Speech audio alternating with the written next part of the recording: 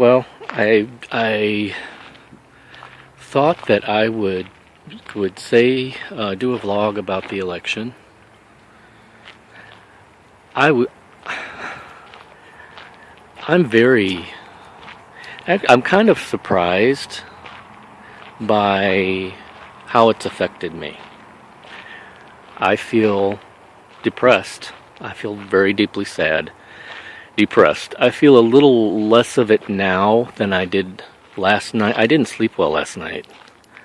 I tried to stay away from the election results. I tried turning it off and not checking it and just trying to trust in God and good vibes, whatever you want to call it, that the right thing would happen and Hillary Clinton would win. It didn't help me sleep like I hoped it would. And I woke up and the imbecile won. I'm very deeply ashamed. I am so ashamed that America will have Donald Trump as its president and his porn star wife, a first lady. I consider myself as a forgiving, accepting person, but I cannot. I'm having trouble with it.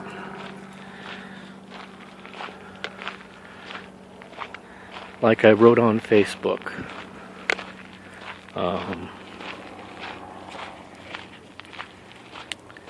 I do not consider Donald Trump as a representation of my America. So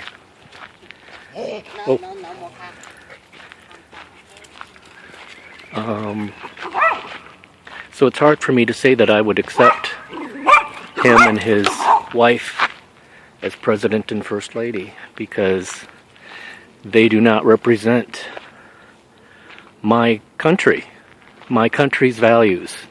But what makes me sad again, depressed again, is that evidently they do reflect so many people's in my country's values. And that depresses me so much. That so many people heard what he espouses and what he champions, and they agreed with that. It boggles my mind. I do not understand how everyone in this country who works and has a job is not of the top 10% or whatever, how they cannot be Democrat. I don't understand how they can be so vapid, backward, stupid to think that the Republican Party is their champion. They listen to tactics of religious or NRA battle cries of they'll come and take your guns, or they pull strings of manipulation for people's prejudicial views based on their religious book to get them to believe that they're their party. And what they're not seeing is that those aren't American ideals, and that's not what they're doing. They are championing corporate well-being. They want to scale back. Trump said this in one of the debates. He wants to scale back or eliminate regulations that is making it hard or difficult for industry to make money. Those regulations are what protects our air, our water, our soil from pollution. It's important to have regulation. Look at the mess China's in. Look at how they walk around. They can barely breathe because they have no regulation on their industry. That's what this idiot Trump and his corporate backers want to do to America. And these idiot people voted for them. I'm